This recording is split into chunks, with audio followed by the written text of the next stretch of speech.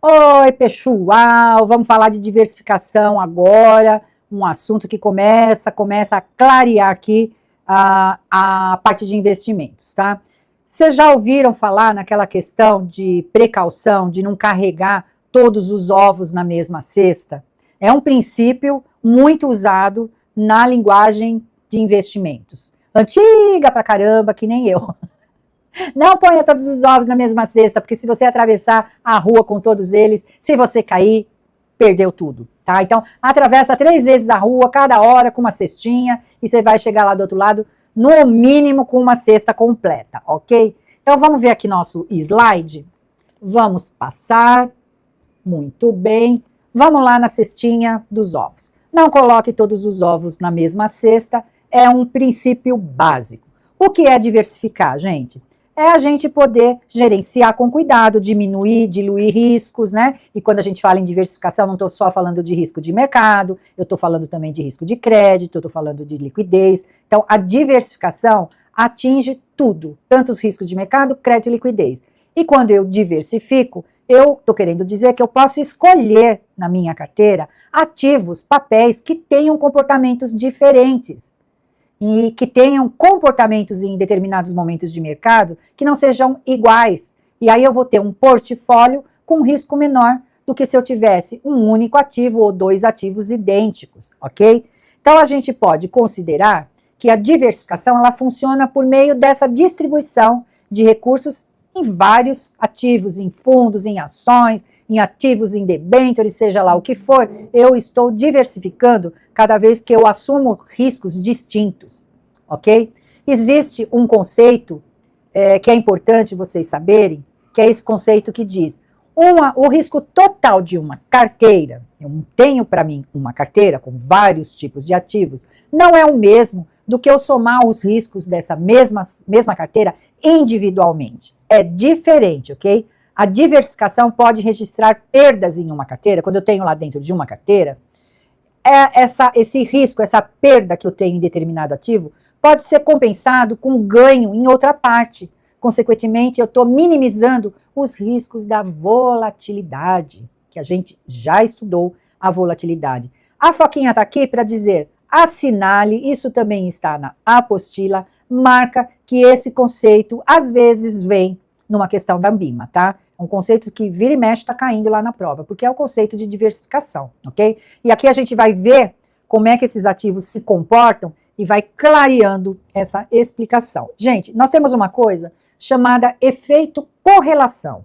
Em finanças, a gente diz que um ativo pode ou não estar correlacionado com o outro. E como a gente sabe disso? A gente mede essa correlação utilizando um coeficiente, chamado coeficiente de correlação. É uma fórmula estatística que é usada para examinar a relação entre 2 conjuntos de dados. No caso, nós vamos explicá-la comparando 2 ativos, tá? O que ela diz? O resultado dessa medida, ele vai nos mostrar um número entre -1 e 1, ok? Tendo 0 lá no meio, mais 1, menos 1, ok? Se o valor que a gente encontra for exatamente 1, a gente chama de correlação perfeita, positiva, ok? Positiva porque o número é 1, não está no negativo. Se esse resultado é -1, a gente chama isso de correlação negativa perfeita, ok?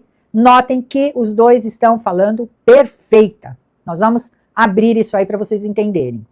Bom, o resultado dessa análise vai mostrar que quanto maior a correlação entre os 2 ativos, maior o risco. Olha como se fala em risco. Quanto maior correlacionado estiverem esses 2 ativos, maior o risco. E o contrário é verdadeiro. E quanto menor a correlação, menor o risco. Aqui estamos falando de conceitos que vocês têm que entender, ok? Tem que guardar esses conceitos da correlação. Para elucidar um pouco mais ainda, eu vou mostrar aqui esta figura que indica 2 variáveis, como elas se comportam, uma em relação à outra, em situações de mercado, em situações de volatilidade de mercado, tá bom? Então, eu acabei de falar lá anteriormente que eu tenho uma correlação chamada positiva. Se ela é positiva, o resultado dela sempre vai ser positivo, O número vai ser positivo. E ela vem aqui de 0 até chegar em mais 1. Só isso. O que significa isso? A correlação positiva significa, vamos considerar dois ativos, A e B, tá? Dois papéis, dois títulos que eu comprei e que têm uma correlação positiva de mais 1. Quanto mais esse número, mais correlacionado esses títulos estão. Eu quero dizer com isso que, quando um título vai em uma direção, o outro também vai, muito próximo. Ou seja, quando um sobe, o outro também sobe.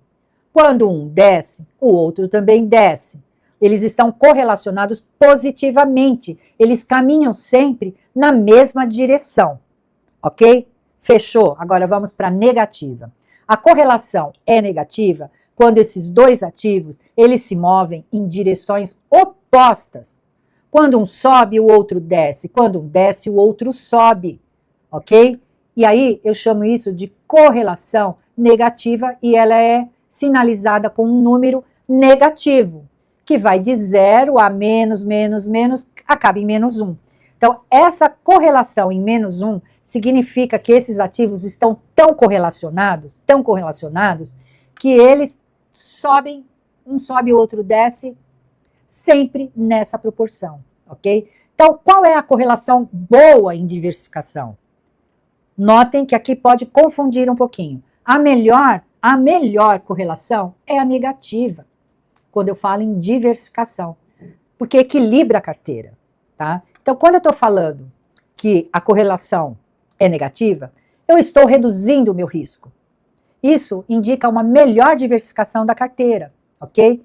A correlação não tem a ver com uma grande quantidade de títulos, ok? Ou grande quantidade de ações, porque a gente mede muito isso aqui com ações, até para facilitar o entendimento, mas ele tem a ver, sim, com o seu coeficiente de correlação e com o respectivo risco e retorno dos objetivos. Olha como está tudo não consigo falar essa palavra, me perdoe. Como está tudo ligado, intrinsecamente. Eu tenho um probleminha de fala, né? Acho que vocês já perceberam. Mas vamos em frente, o conteúdo é bom, é isso que importa. Aqui quando eu digo, gente, de intensidade, de correlação, eu estou dizendo que eles se movimentam na mesma direção ou na direção contrária, tá? Eles se movimentam, os títulos, porém eles não precisam ter a mesma intensidade. A correlação positiva, os dois estão subindo ou os dois estão descendo. Porém, os dois subindo, um pode estar assim e o outro pode estar assim. E descendo, um pode estar assim e o outro está assim.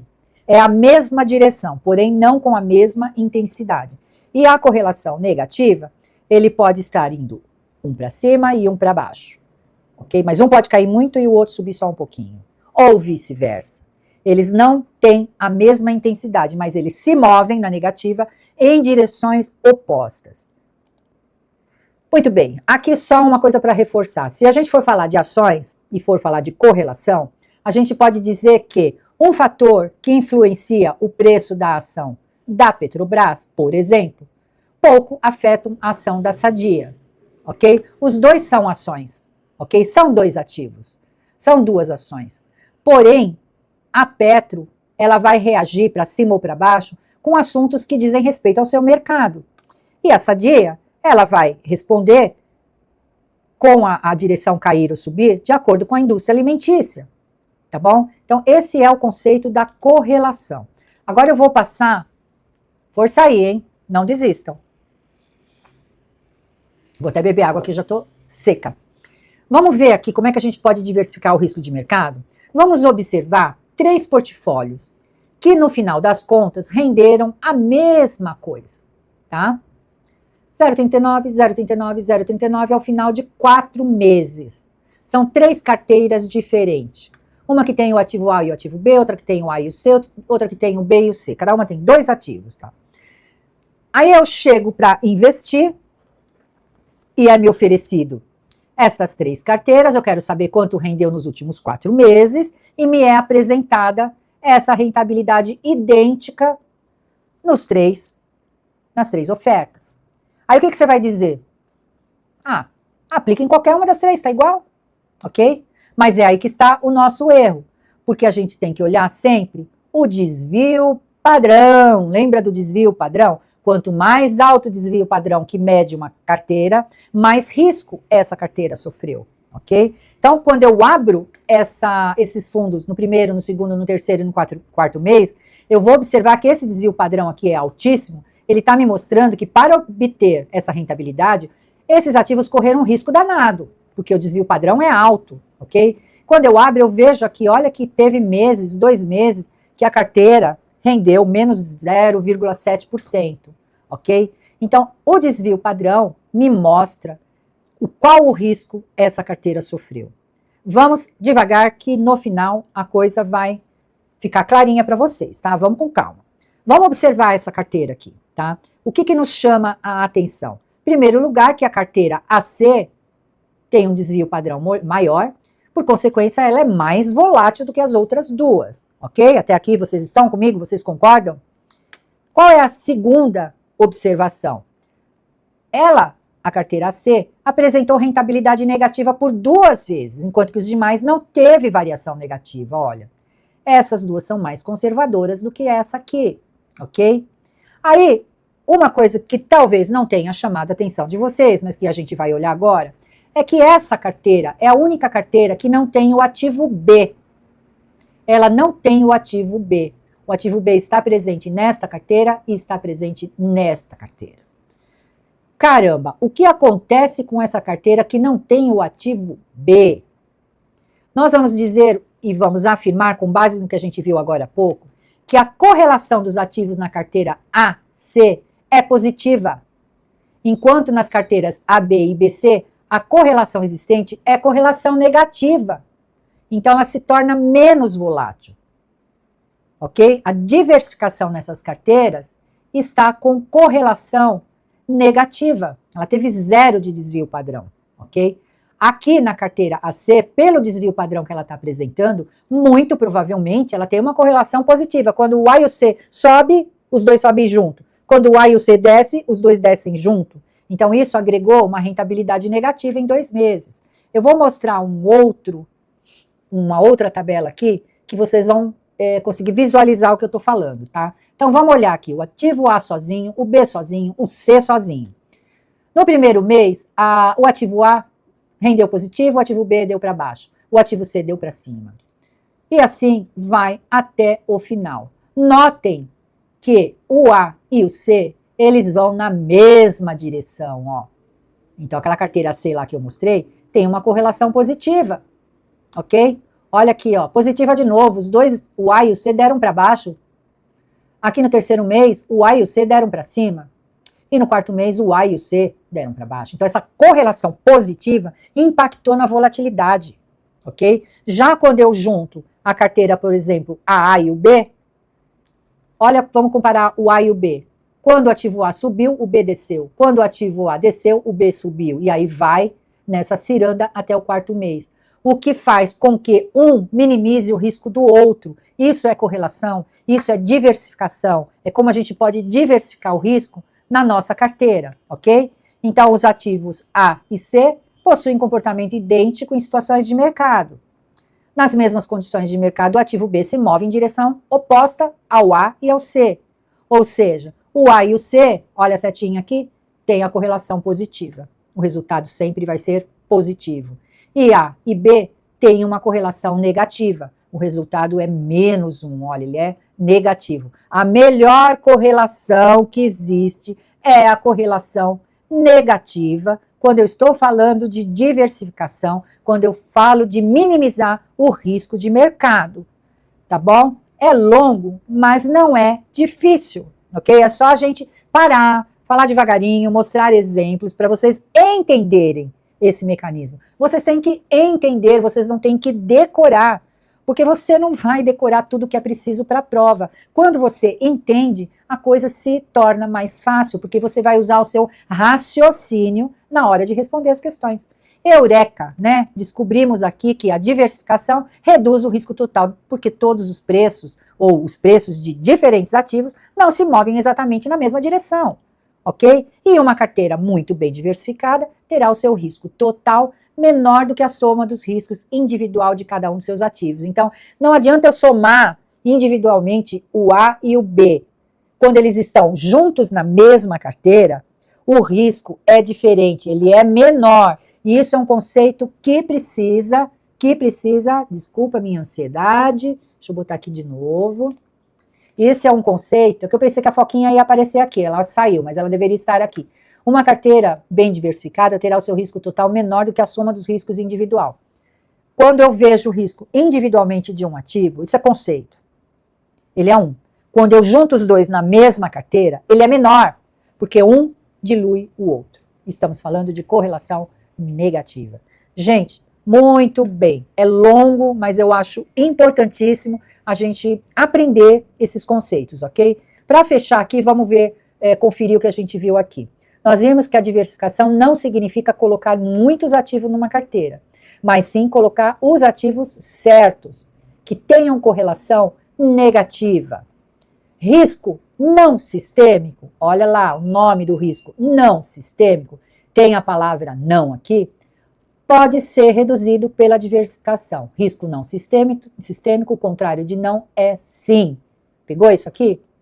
Risco sistemático, não tem a palavra não aqui, então sim. Não é reduzido pela diversificação. Se aquele é sim, aquele é não. Isso é baba, gente. Se você conseguir gravar isso, você vai matar as questões de risco sistemático e não sistemático, tá bom? Quem mede o risco total da carteira é o desvio padrão. E o risco total da carteira é sempre a soma do risco sistemático com o risco não sistemático. A soma de todos os riscos de uma carteira leva em consideração tudo que eu tenho de risco sistemático e não sistemático. Esse é o risco total. Aqui, gente, a Foquinha veio na hora certa agora. Esses conceitos são importantes você guardar e entender. Ok? Cansou, pessoal? Eu acho que agora a gente vai sair aqui dessa questão de tão detalhista, né, falando de riscos, falando de mercado, crédito, liquidez, e nós vamos passar para um outro ambiente, onde a gente vai finalizando o módulo 4, que a gente vai passar mais por uma parte mais gostosa, mais light, que é a assessoria de investimentos, né, analisar perfil do investidor, vai ficar mais agradável, é uma parte que eu gosto muito, e que a gente vai seguir adiante. Se essa parte foi exaustiva, vai tomar uma água, vai descansar, esfria a cabeça para continuar com a mente fresquinha, para os próximos vídeos, tá bom? Mas a gente chega lá. Eu te garanto que comigo você chega lá.